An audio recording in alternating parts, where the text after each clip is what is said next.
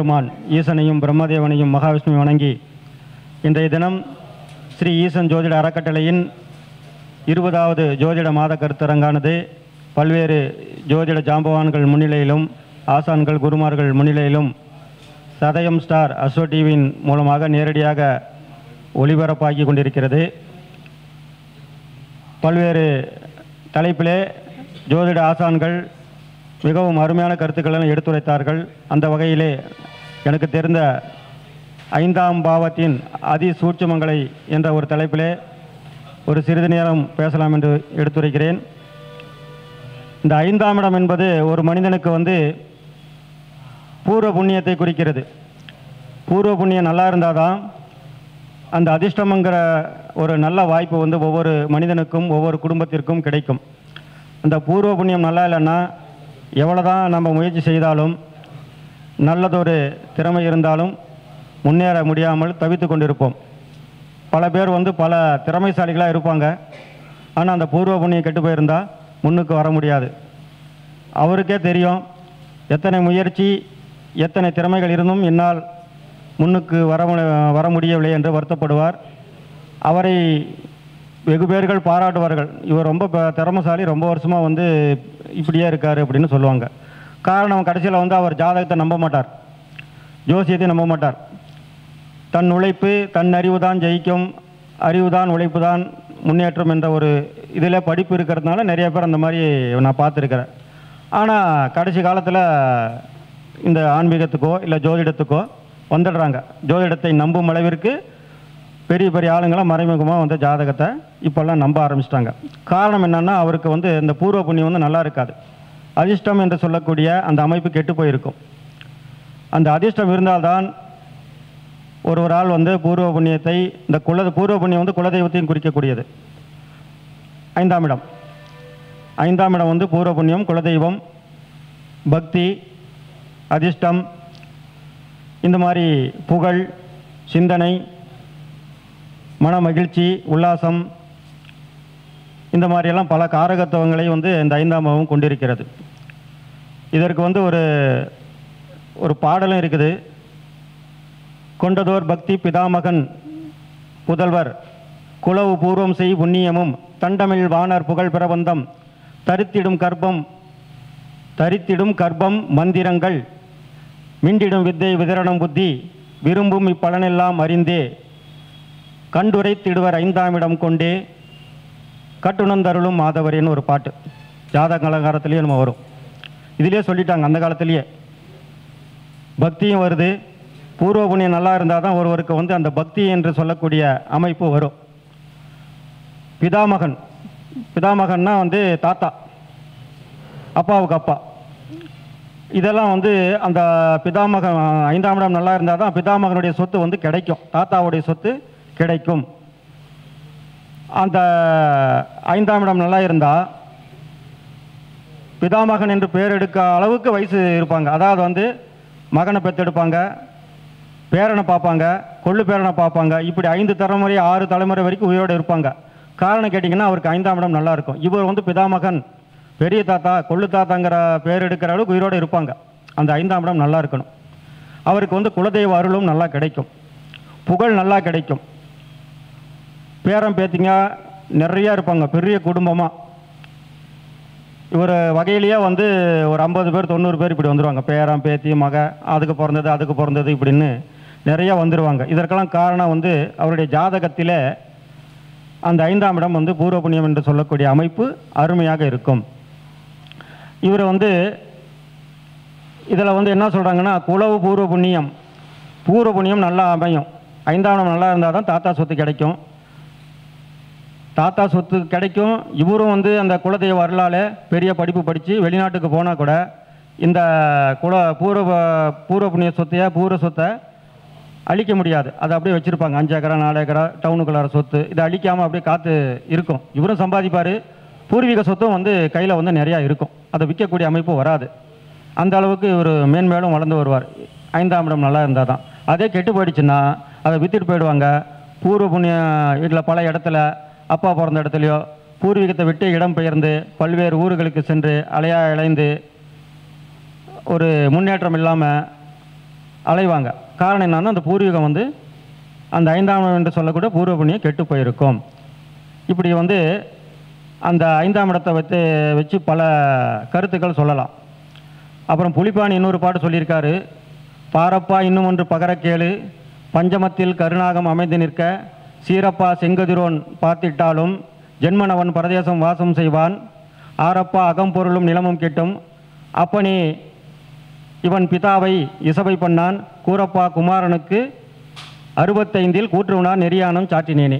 இப்படி ஒரு பாட்டு அவர் புலிப்பான் அந்த காலத்தில் சொல்லிட்டு போயிட்டார். பஞ்சமத்தில் கருநாகம் அமைந்து நிற்க. ராகு கேதுவை பற்றி சகோதரி அவர்கள் பேசினாங்க. 6, 8, 12 ராகு கேது உடன் அந்த இதுலேயே சப்ஜெக்ட்லேயே வந்திருக்கும். அதே போலத்தான் இந்த 5ஆம் இடம் என்று சொல்லக்கூடிய பஞ்சமத்திலே கருநாகமோ ராகுவோ அமைந்திட்டால் அவர் வந்து கூடவே வந்து செங்கதிரன் பார்த்திட்டாலும் சூரியன் பார்த்திட்டாலும் சேர்ந்திட்டாலும் அவன் வெளியூருக்கு போயிடுவான், பரதேசியா.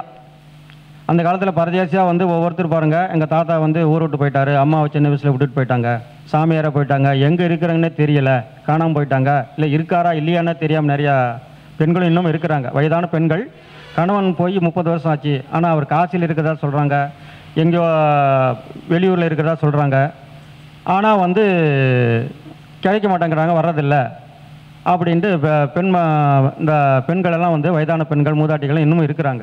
அந்த மாதிரி போயிடுவாங்க. அந்த சூரியனும் ராகுவும் சேர்ந்துட்டாலே பரதேசம் வாசம் செய்வான்னு அந்த காலத்தில் சொல்லியிருக்கிறாங்க. இந்த காலத்தில் வந்து அப்படி போகலன்னா கூட அந்த மாதிரி அமைப்பில் இருக்கிறவங்க வெளிநாட்டுக்கு வந்து போகிற அமைப்பு வரும். அரசு சம்பந்தமாகவோ வேலையில் பணியில் வந்து இருந்து கம்ப்யூட்டர் படிப்புக்காகவோ படித்து வெளிநாட்டுக்கு போகிற அமைப்பும் இந்த இதில் இப்போ இந்த காலத்தில் நடந்துகிட்டு இருக்குது. ஏன்னா கால மாற்றங்கள் வரும்போது இந்த காரகங்கள் மாறுகின்றன, தொழில்கள் மாறுகின்றன.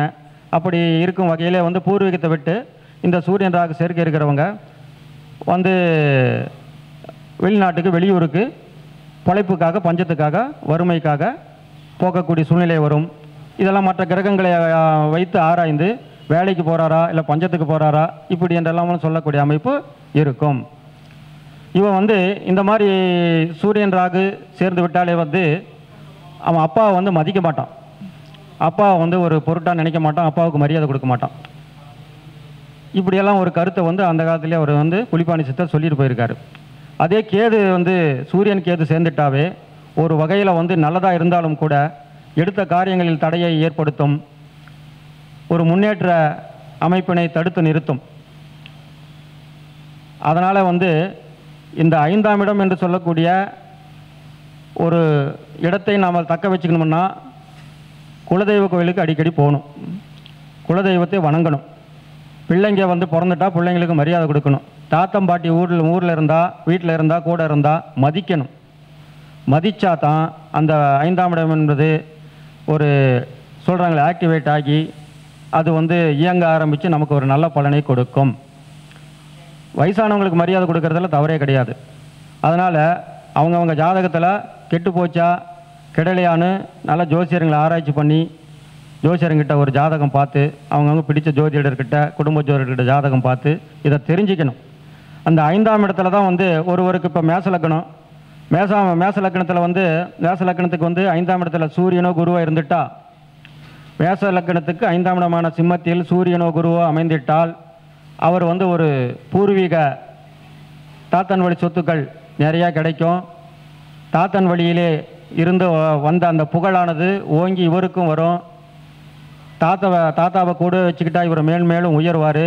கூடவே வந்து இந்த அரசாங்க சம்பந்தப்பட்ட ஒரு நிதி நிறுவனத்தில் வேலை செய்ய அமைப்பு பதவியோ வேலையோ கிடைக்கும். அதே மாதிரி ஒரு பெரிய கோயில், சிவன் கோயிலில் இல்லை பெருமாள் கோயிலிலோ ஒரு தர்மகர்த்தாவாக இவரை நம்பி விடுவாங்க. இவருக்கு பதவி வந்து இவர் வேணான்னு சொன்னால் கூட இவருக்கு பதவியை வந்து தேடி கொடுப்பாங்க. தர்மகர்த்தாவாக இருங்க, கோயில் தலைவராக இருங்க, கமிட்டி தலைவராக இருங்க அப்படின்னு, ஒரு செயலாளராக இருங்க, பொருளாளராக இருங்க, ஒரு பதவி வந்து தேடி வரும். ஏன்னா அந்த 5 கூடிய சூரியவனும் 9 கூடிய குருவானவரும் 5ஆம் இடத்திலே பூர்வ புண்ணிய ஸ்தானத்திலே குலதெய்வ ஸ்தானத்திலே இருப்பதினாலே அவர்களுக்கு அந்த அருளானது ஆட்டோமேட்டிக்காக தானவே வரும். அதே மாதிரி அந்த பதவி கிடைச்சாலும் அந்த பதவிக்கு வந்து துரோகம் பண்ணாமல், கோயில் பணத்தில் கையாடல் பண்ணாமல், கை காசு செலவானாலும் சரி ஒரு பைசா அந்த கோயில் சொத்துக்களை அபகரித்து கொள்ளாமல் மிகவும் நேர்மையான முறையிலே அந்த கோயிலுக்கு தக்க ஒரு தொண்டு செய்வார். ரொம்ப நாள் இருப்பார். ஒரு தடவை 2 தடவை 3 தடவை கூட அவங்கள மீண்டும் 2 வருஷத்துக்கு ஒரு தடவை 5 வருஷத்துக்கு மீண்டும் தலைவர் அவரே போடுங்கப்பா அப்படின்னு எல்லாம் பரிந்துரைப்பாங்க.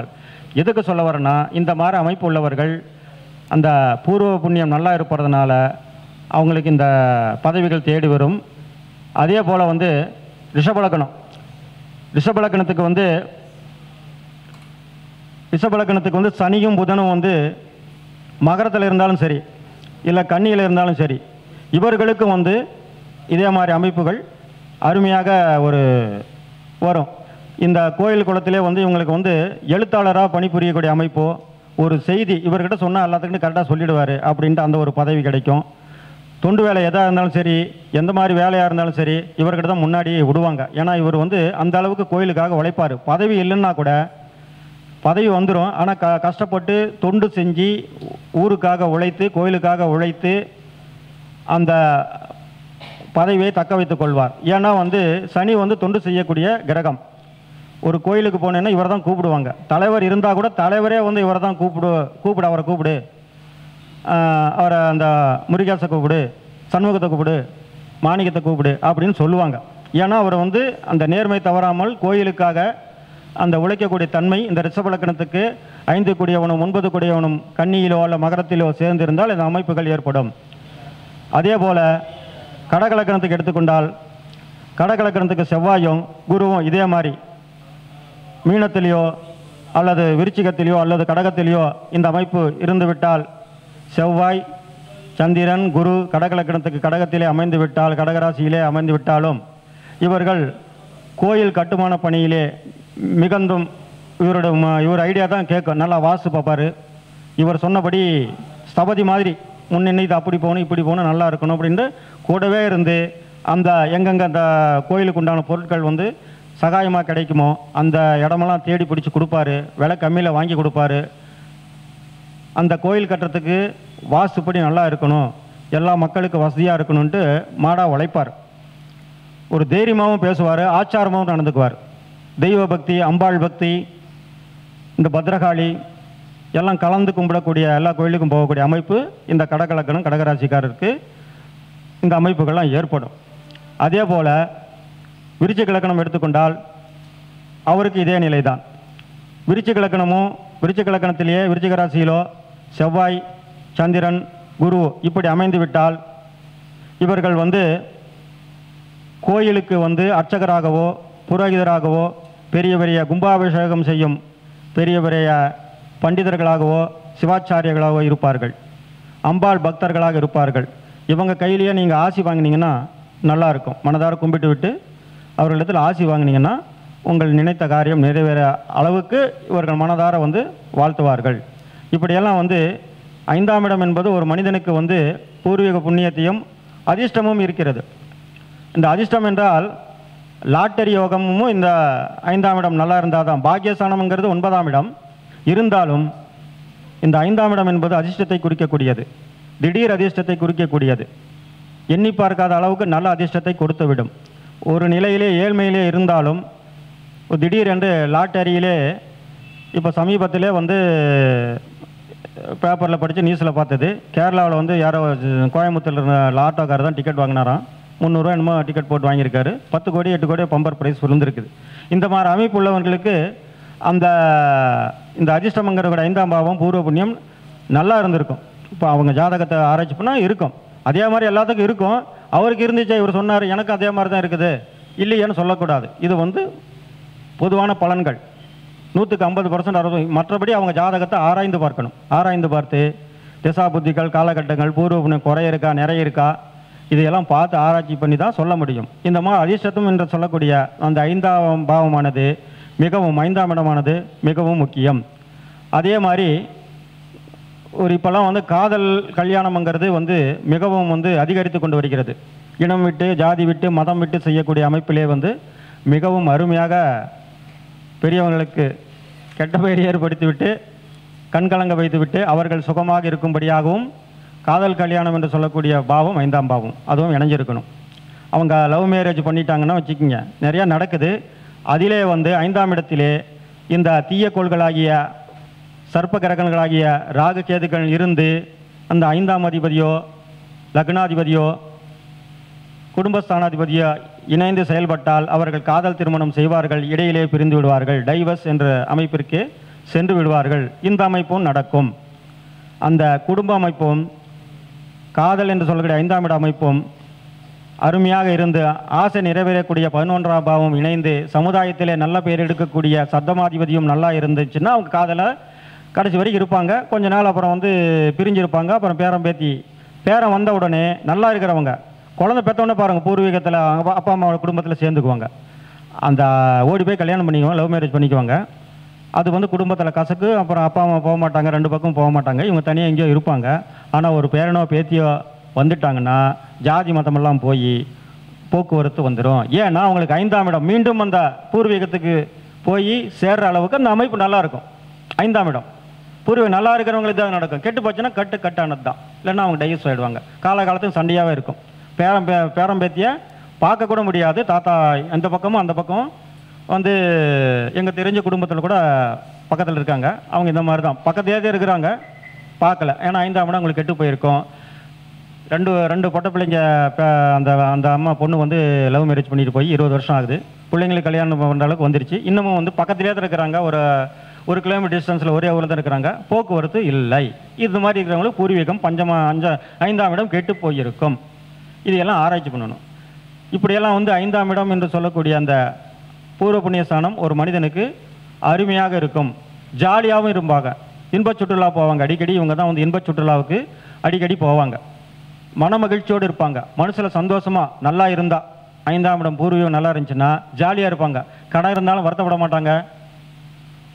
ஏதோ ஒரு சின்ன விஷயமா இருந்தாலும் வருத்தப்பட மாட்டாங்க. பெரிய விஷயமானாலும் ஈஸியாக எடுத்துக்கலாம். போட கிடக்குது, அப்புறம் பார்த்துக்கலாம், வாடா நம்ம ஊருக்கு போயிட்டு வரலாம், வாமா ஊருக்கு போயிட்டு வரலாம் அப்படின்ட்டு ஒரு கோயிலுக்கோ குளத்துக்கோ சினிமாவுக்கோ பார்க்கோ பீச்சுக்கோ ஒரு ஜாலியான இடத்துக்கு போயிட்டு வருவாங்க. அந்த 5ஆம் இடம் என்று சொல்லக்கூடியவர்கள் மன மகிழ்ச்சியிலே எப்பொழுதும் திளைப்பார்கள். 5ஆம் இடத்துல புதன் இருந்துட்டிங்கன்னா எப்பயுமே ஒரு இளமையான ஒரு 2ஆம் அதிபதியும் 5ஆம் இடமும் சேர்ந்து விட்டால், அதிலே புதனும் கூடவே அமைந்து விட்டால் ஒரு காமெடியாக பேசுகிறதோ இளமையான தோற்றத்துடன் எப்பொழுதும் வயதானாலும் கூட தோற்றமளிப்பாங்க. வயதானவர்கள் கூட இந்த இளமையான ஃப்ரெண்டு தான் வச்சுருப்பாங்க. எனக்கு கூட இளைஞர்கள் தான் அதிகமான நட்பு இருக்குது எங்கள் ஏரியாவில். அண்ணனை போய் பார்த்துட்டு வரலாம் அப்படின்ட்டு வருவாங்க. அவங்க கூட சேர்ந்துட்டா அதுக்கு தகுந்த மாதிரி காமெடியாக பேச்சு எனக்கும் ஆட்டோமேட்டிக்காக அந்த மாதிரி பலருக்கு இந்த மாதிரி இதெல்லாம் வரும். தமாஷா பேச ஆரம்பிச்சுட்டா நான் பேசுகிறத பார்த்து தமாஷா பேசுகிறது அவங்களுக்கு பிடிச்சிரும். எதுக்கு சொல்ல வரேன்னா, அந்த 5ஆம் இடம் என்று சொல்லக்கூடிய அந்த மன மகிழ்ச்சியானது வயது வித்தியாசம் பார்க்காது. மற்றவங்கெல்லாம் பயப்படும். ஐயோ பெரிய வயசில் பெரிய ஆள், இவங்ககிட்ட பேசுறது வேணாம் அப்படின்னு, சகஜமாக பேசுறது வேணாம் அப்படின்னு பயப்படுவாங்க. ஆனால் இந்த அமைப்பு உள்ளவர்கள் வயதானாலும் இளைஞர்களை தேடுவார்கள். இளைஞர்களும் இவர்களை தேடி அறிவுரை கேட்பார்கள். சகஜமாக பேசி எந்த விஷயமானாலும் சரி A to Z எல்லாம் பரிமாறிக்குவாங்க. கேட்டு சந்தேகத்தை இவரும் சொல்லி கொடுத்துருவார். அவங்களும் கேட்டு தெரிஞ்சுக்குவாங்க. இந்த மாதிரி 5ஆம் இடம் என்பது கெட்டு போட்டால் நடக்காது. 5ஆம் இடம் கெட்டு போயிட்டா இந்த மாதிரி சப்ஜெக்ட் நடக்காது. சின்ன பிள்ளைங்களை பார்த்தா அவன் எதாவது கேட்டால் கூட என்னப்பா வயசு வித்தியாசம்லாம் பேசுகிற நீ, கொஞ்சம் கூட மரியாதை இல்லாமல் அப்படின்னு சொல்லுவாங்க. அதே நல்லா இருந்தால் சின்ன பையன் பேசினா, சின்ன பையன் வாப்பா உனக்கு என்ன வேணும், என்ன சந்தேகம் சொல்லு அப்படின்னு அது கேட்பாங்க. ஏன்னா அந்த 5ஆம் இடம் என்று சொல்லுங்க மன மகிழ்ச்சி. இவரும் ஈடுபடுவார். சின்ன பசங்களை பார்த்தா ஒரு ஈடுபாடு. இந்த மாதிரிலாம் பெண்களுக்கு ஆனாலும் சரி ஆண்களுக்கு ஆனாலும் சரி இதெல்லாம் பாருங்கள் நிறையா பேர் இந்த மாதிரி இருக்கும். ஆகையினாலே இந்த 5ஆம் இடத்தை நம்ம பேணி காக்க வேண்டும். 5ஆம் இடம் என்று சொல்லக்கூடிய அந்த சூரிய வழிபாடு பண்ண வேண்டும். இவங்கெல்லாம் 5ஆம் இடம் கெட்டு போயிட்டா கருணை மனத்தை வளர்த்து கொள்ள வேண்டும். கஞ்சபிசனை இருந்தாலும் கூட இதை கேட்குறவங்க முடிஞ்சால் ஓரளவுக்கு நம்மளால் முடிஞ்சது வசதிக்கேற்ப கையில் 10,000 இருந்தால் 10,000 கொடுக்க சொல்லலை, ஒரு 100-200 தானம் பண்ணுங்க. உதவி கேட்டால் செய்யுங்க. முடிஞ்சளவு என்னால் இவ்வளோ முடியாது, இவ்வளோ தான் முடியும் அப்படின்னு உதவி செய்யுங்க. இந்த மாதிரிலாம் செய்து அந்த கருணை மனப்பான்மையை உதவி செய்ய இயலாவிட்டாலும் அந்த ஒரு ஐடியாவாக சொல்லி அவருக்கு ஆசாபாசமாக சொல்லி ஒரு ஐடியா சொல்லி கருணை மனப்பான்மையை வளர்த்து கொண்டால் அவர்கிட்ட போய் கேளுங்க, கொடுப்பாரு. என்கிட்ட இல்லைப்பா, இருந்தால் கொடுத்துருவேன். அங்கே போய் கேளுப்பேன், பெரிய ஆள் அவர் இதுக்குன்னே செலவு செய்கிறார், கோயிலுக்குன்னே நிகழ்ச்சிக்கெல்லாம் டொனேஷன் கொடுப்பாரு அப்படின்னு ஆளையாவது காட்டி விடணும். நம்மளால் முடிஞ்ச உதவி செய்ய வேண்டும். 5ஆம் இடம் கெட்டவர்கள் அந்த கருணை மனப்பான்மையை வளர்த்து கொள்ள வேண்டும். எப்பொழுதுமே ஒரு பிரகாசமாக இருக்கக்கூடிய அமைப்பிலே தியான சகோதரி சொன்னார்கள், மனிதனுக்கு வந்து கடைசி காலகட்டம் என்னன்னா தியானம்தான். ஜோதிடம் 2ஆம் பட்சம்தான். எனக்கு பிடிச்சது தியானம். அந்த தியானத்தை செய்ய ஆரம்பிச்சிங்கன்னா எல்லா ஜோதிடரும் ஒரு காலத்துக்கு வருவாங்க, அனுபவப்பட்டு ஓரளவுக்கு சம்பாதிச்ச அப்புறமோ இல்லைன்னா கடைசி காலகட்டம் இதுக்கு மிஞ்சினது அடுத்ததுன்னா போடா அப்படின்னு அமைதியை நாடும் பொழுது, அந்த மன மகிழ்ச்சியை நாடும் பொழுது, அந்த காலகட்டம் வயசு இருக்கிற வரைக்கும் இந்த ஊரை சுற்றுறது, ஜனக்க கூட பழகிறது, நண்பர் கூட பழகிறது, பேரம்பேத்தி இதெல்லாம் ஒரு பக்கம் இருந்தாலும் தனக்கென்று அந்திம காலத்துக்கு எங்கே செல்வோம் என்ற ஒரு சிந்தனை ஒரு மனிதனுக்கு எழுந்துவிட்டால், இறைவன் நம்முள் இருக்கிறானா இல்லையா, எங்கே இருக்கிறான் என்ற தேடும் எண்ணம் வரும் பொழுது கண்டிப்பாக அப்பயே அவன் 5ஆம் இடத்தை ஆக்டிவேட் பண்ண மாதிரி. அப்போ வந்து இறைவனை எங்கே இருக்கிறான், எதற்காக பிறந்தோம் என்று ஒரு ஆராய்ச்சி மனதிற்குள் வந்தாலே, எதற்காக இந்த பிறப்பு என்ற எண்ணம் வந்தாலே கருணை மனப்பான்மை தானே வந்து ஆட்டோமேட்டிக்காக வந்துடும். எத்தனை காலத்துக்கு இருக்க போகிறோமோ, நம்மளால் முடிஞ்சது ஏதோ கொஞ்சம் கொடுத்துட்டு போகலாம், செஞ்சுட்டு போகலான்ட்டு ஒரு எண்ணங்கள் மனதுக்குள்ளே வந்து வளரும், கண்டிப்பாக வளரும். ஆகையினாலே அந்த கருணை மனப்பான்மை எதற்காக வளர்த்துக்கொள்கிறேன் என்று சொன்னால், ஒவ்வொருவரும் கருணை மனப்பான்மையை வளர்த்து கொண்டால் தியானம் ஆட்டோமேட்டிக்காக வரும். கடைசி காலத்துக்கு நம்ம வந்து ஜீவசமாதியாகவோ இல்லை இறைவனையை நேரடியாக பார்க்க வேண்டுமோ, நேரடியாக வரமாட்டார், மனித ரூபத்தில் வருவார், காண்பதெல்லாம் இறைவனே அப்படின்னு ஒரு தியானத்தில் சொல்லி வராங்க. தத்துவமசி அப்படின்னு ஐயப்பங்கள் எழுதி போட்டிருக்கோம். தத்துவம் அசி, தத்துவமசின்னா என்ன, அது நீயாக இருக்கிறாய், ஒரே வச்சில் அடிச்சுட்டாங்க. தத்துவம் அசி, தத் என்றால் அது, தொம் என்றால் நீ, அசி என்றால் இருக்கிறாய், அது நீயாக இருக்கிறாய். இது அது நான் இவங்க அவங்க எல்லாமே. கடவுளை பாருங்கள், எங்கெங்கே கொண்டு போய் 5ஆம் இடத்துல பூர்வீகத்திலையும் வச்சுட்டு கடவுளை வந்து தியானத்தில் வச்சுட்டு இந்த 2 வார்த்தையில் அடக்கிட்டு போயிட்டாங்க. அகம் பிரஹ்மாஸ்மின்னு சொல்கிறாங்க. அகம் பிரஹ்மாஸ்மின்னா நான் கடவுளாக இருக்கிறேன்.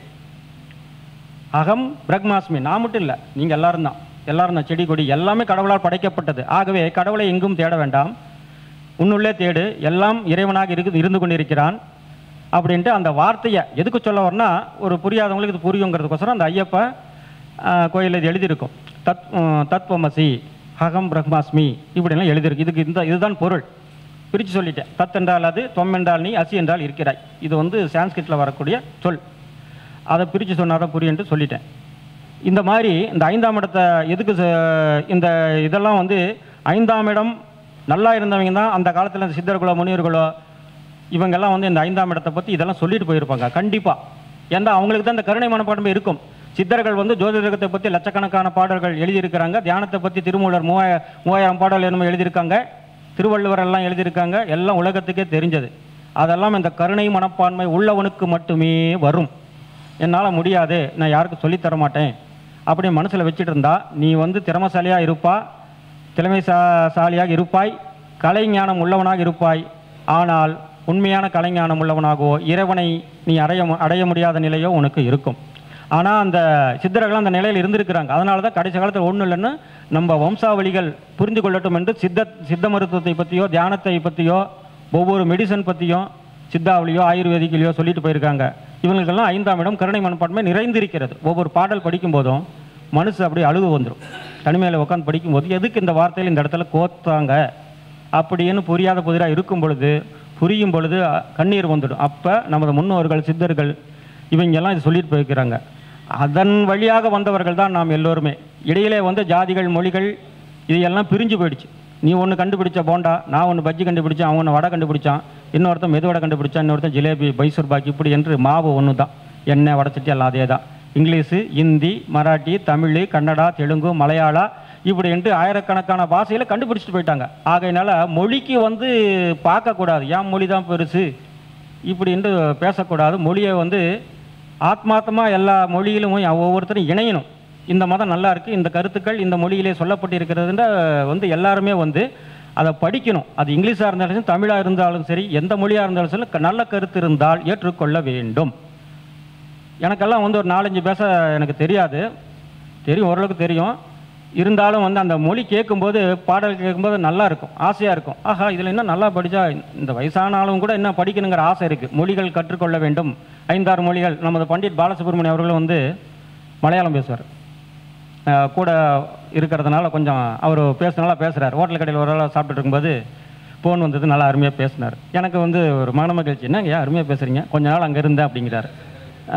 கடையை வச்சுருந்தாராம். அப்போ அந்த இது வந்து எனக்கு தெரியாது.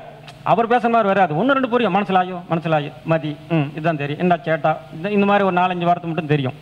அவர் நல்லா சரளமாக பேசுகிறாரு. அதை பார்க்கும்போது அந்த மொழி உணர்வு நாமளும் கற்றுக்கலான்னு வருது. அந்த இடத்துல வந்து நான் தமிழ் பெரிதுன்னு நினைக்கல. எல்லா மொழியும் ஒன்றே, தமிழ் பெரிதுதான், தமிழில் இல்லாத கருத்துக்கள் இல்லை, அந்த அளவுக்கு இருக்குது. மூத்த மொழி, கல் தோன்றா முன் காலத்தை முன் தோன்றிய மூத்த மொழி தமிழ் மொழி, மூத்த குடி தமிழ் குடின்னு சொல்லிட்டு போயிட்டாங்க. இருந்தாலும் எதற்கு சொல்ல வரேன்னா, இந்த 5ஆம் இடம் கருணை உள்ள நல்லா இருக்கிறவங்க கூட தான், பூர்வ புண்ணியம் நல்லா இருக்கிறவங்களுக்கு தான் இந்த எண்ணங்கள்லாம் வரும். நாம் கற்றுக்கிட்ட வித்தையை வருங்கால சந்ததிக்கு சொல்லிட்டு போயிடலான்ட்டு பல வகையில் சொல்லிட்டு போயிருக்கிறாங்க. அதே மாதிரி வந்து இந்த 5ஆம் இடம் வந்து ஒரு பூர்வீகம் வந்து கெட்டு போயிடுச்சுன்னா, நீங்கள் இவர் சொன்னார் ஒருத்தர், பாத யாத்திரை வந்து எல்லா கோயிலுக்கும் போகிறாங்க, திருவண்ணாமலை போகிறாங்க, பழனி பாத யாத்திரை போகிறாங்க, அப்புறம் அந்த நம்ம திருச்செங்கோடு மலையும் சுற்றி வராங்க. அவங்க இப்போ வந்து சமீப காலமாக அவங்கவுங்க ஊரில் இருக்கிற பெரிய மலையாக பார்த்து சுற்ற ஆரம்பிச்சிட்டாங்க. முதல்ல திருவண்ணாமலை தான் பேர் போனது கிரிவலத்துக்கு, மீது எல்லாம் இது இடமும் போயிடுச்சு. அதே மாதிரி இவர்கள் வந்து 5ஆம் இடம் கெட்டு போனவர்கள் பூர்வீக கோயிலுக்கு, குலதெய்வ கோயிலுக்கு என்ன பண்ணணும்னா அக்னி ஹோமம் நடத்தணும். குடும்பத்தையே கூட்டிகிட்டு போய் ஒரு அக்னி ஹோமங்கள் ஞாயிற்றுக்கிழமை என்று நடத்த வேண்டும். ஞாயிற்றுக்கிழமை என்று இந்த அக்னி ஹோமத்தை குலதெய்வ சார்பாக கெட்டு போனவர்கள் நாம் மீண்டும் தலைக்கணும் அப்படின்ட்டு குலதெய்வத்துக்கு உண்டான அலங்காரங்கள் எல்லாம் செஞ்சுட்டு அன்னதானத்தெல்லாம் படைச்சிக்கிட்டு ஒரு நல்ல ஐயருங்களை வச்சு செலவானாலும் பரவாயில்ல, ஒரு தடவை அந்த குலதெய்வத்துக்கு அக்னி ஹோமம் நடத்தி ஞாயிற்றுக்கிழமை நடத்தி பாருங்கள். அந்த பூர்வ புண்ணிய அதிர்ஷ்டமானது கெட்டு போனவங்களுக்கு கூட அதிர்ஷ்டமாக கை கூடும். இது ஒரு பரிகாரமாக நீங்கள் எடுத்துக்கணும், நல்லா இருக்கும். அதே நல்லா இருக்கவங்களுக்கு தானே ஆட்டோமேட்டிக்காக அது வந்துடும். குலதெய்வ கோயிலுக்கே போக மாட்டான், ஆனால் ஆட்டோமேட்டிக்காக அருள் வந்துடும். இவனுக்கு கேட்டது கிடைக்கும், அதிர்ஷ்டம் கிடைக்கும், ஒரு இடத்துல போவான், சந்தோஷமான விஷயம் நடக்கும், கமிஷன் கிடைக்கும். கமிஷன் 5ஆம் இடம் கமிஷன் சொல்ல மறந்துட்டு, 5ஆம் இடம் கமிஷன். ஒரு புரோக்கர் வேலை பண்ணுறாங்க, ஒரு பெண் புரோக்கர் வேலை பண்ணுறாங்க, நில புரோக்கர் தரகர்கள் வேலை செய்கிறாங்க. அவங்கெல்லாம் வந்து இந்த 5ஆம் இடம் நல்லா இருந்தால் ஆட்டோமேட்டிக்காக வந்து ஒரு வேலை செஞ்சால் அது கமிஷன் கிடைக்கும். நிலத்துக்கு போவான், ஆனால் இந்த இடத்துல 2 ஏக்கர் இருக்குது, வாங்கிக்கிறீங்களா? எப்பா என்னப்பா வேலை? அவன் வாங்கவே மாட்டான். 100 புரோக்கர் போனாலும் வாங்க மாட்டான். ஆனால் இந்த நல்லா இருக்கிறவனுக்கு 100 புரோக்கர் சொன்ன இடத்த கடைசியாக 101ஆவதாக போய் இவன் சொல்லுவான். நல்லா இருக்கிறவன் போய் அந்த முதலாளி என்ன நினைப்பானோ மனசு மாறிடும். சரிப்பா வச்சுக்கலாம், இந்த ரேட்டு கேளுன்னு சொல்லி இவன் மூலியமாக முடிஞ்சிடும். அவனுக்கு முன்னாடி கஷ்டப்பட்ட அந்த நில தரகர்கள் புரோக்கர்கள்லாம், ஏன்பா நான் அவனுக்கு போய் 10 தடவை காட்டியிருப்பேன் அப்படின்னு எல்லாமே சொல்லுவாங்க. அவன் மூலியமாக இதை வாங்க மாட்டாங்க. கடைசியாக ஒருத்தன் சொல்லுவான், அவன் மூலியமாக வாங்கிக்குவாங்க. எதுக்கு சொல்ல வரேன்னா, இந்த 5ஆம் இடம் என்று சொல்லக்கூடிய கமிஷன் அவனை வாங்கணுங்கிற அமைப்பு ஜாதகத்தில் நல்லா இருக்கணும். அதில் பல அமைப்புகள் இருக்குது. இது மேலோட்டமாக தான் சொல்ல முடியும். அது அவங்கவுங்க ஜாதகத்துக்கு தகுந்த மாதிரி மாறுபடும். அவங்க பிடிச்ச ஜோசியர்கிட்ட பார்த்துக்க வேண்டியது தான். என்கிட்டையும் வந்து பாருங்கள். இப்படியெல்லாம் வந்து 5ஆம் இடத்தை வந்து பலவிதமாக நாம் அதிசூட்சமமாக எடுத்துக்கொள்ள வேண்டும். 5ஆம் இடம் நல்லா இருக்கிறவங்களுக்கு வந்து ஆட்டோமேட்டிக்காக வந்து புத்திர பேறுகள் அமைப்பு நல்லாவே ஏற்படும். அதே வந்து குழந்தை பாக்கியம் இல்லாதவர்கள் 5ஆம் இடம் வந்து கெட்டு போயிருக்கும். அவங்க வந்து நீண்ட நாளாக வந்து குழந்தை பாக்கியம் இருக்காது. அவங்களுக்கு குழந்தை பாக்கியம் வேணுமுன்னா குழந்தை பெற்றவங்க குழந்தை குட்டியோடு இருக்கிறவங்களுக்கு இவங்களால் முடிஞ்சது அன்னதானமோ, வீட்டுக்கு கூட்டிகிட்டு வந்து ஒரு சாப்பாடோ, அவங்களுக்கு தேவையான வஸ்திரங்களோ இந்த மாதிரி தானம் பண்ணணும். அவங்களுக்கு சொல்லிட்டு செய்கிறது வேணாம். வாங்க சாப்பிடுங்க, அவங்க சொந்தத்திலே இருப்பாங்க. குழந்தை ஆனால் அவங்க வறுமையில் தான் இருப்பாங்க. 5 புள்ள 6 புள்ள 10 புள்ள இப்போல்லாம் 2ஓடு நிறுத்திக்கிறாங்க. நிறையா குழந்தை பிறக்கிறதில்ல. குழந்தை பிறக்காதவங்க, குழந்தை பாக்கியம் இல்லாதவங்க, நிறையா குழந்தை உள்ளவர்களை, பெரியவர்களை ஆசீர்வாதம் வாங்கிக்கணும். அவங்க காலில் விழுந்து ஆசீர்வாதம் வாங்க வேண்டும். ஏனென்றால் 5ஆம் இடம் என்று சொல்லக்கூடியது மனம், 5ஆம் இடம் என்று சொல்லக்கூடியது பூர்வ புண்ணியம். அந்த பூர்வ புண்ணியத்தில் இருக்கக்கூடிய வயதானவர்களுடைய ஆசையை வாங்கி கொண்டால் இவர்களுக்கு ஆட்டோமேட்டிக்காக வந்து அந்த குழந்தை பிறக்கக்கூடிய அமைப்பு நேரும் என்பதற்காகத்தான் இந்த இது. அவங்களுக்கு வயிறார வந்து சோறு போடலாம், பிடிச்சது என்னன்னு கேட்டு வாங்கி தரலாம். ஒரு பலகாரமோ, வேட்டியோ, புடவையோ, வஸ்திரமோ வாங்கி கொடுத்து இவர்களை இப்படி அன்பாக நடத்தி வந்தால் அவர்களுக்கு வந்து குழந்தை பேறு ஏற்படும் என்று சொல்லி கூறிக்கொண்டு எனக்கு பேச வாய்ப்பளித்த ஸ்ரீ ஈசன் ஜோதிட அறக்கட்டளையின் நிறுவனர் பண்டிட் ஆச்சாரியா பாலசுப்ரமணியம் அவர்களுக்கு நன்றியை கூறிக்கொண்டு எனது தொலைபேசி எண் 93 44 135 108 93 44 13 51 08. ஜோதிடர், வாஸ்தும் பார்ப்பேன், ஏதோ கணபதியமாக அது எதுவும் வந்தாலும் செய்வேன், செஞ்சு கொடுப்பேன். கூப்பிடுங்க, மனசார நல்லா செஞ்சுருக்கோம். வாழ்க வளமுடன். அனைவரும் எல்லோரும் இன்புற்று இருக்க வேண்டும். வாழ்க வளமுடன். நன்றி, வணக்கம்.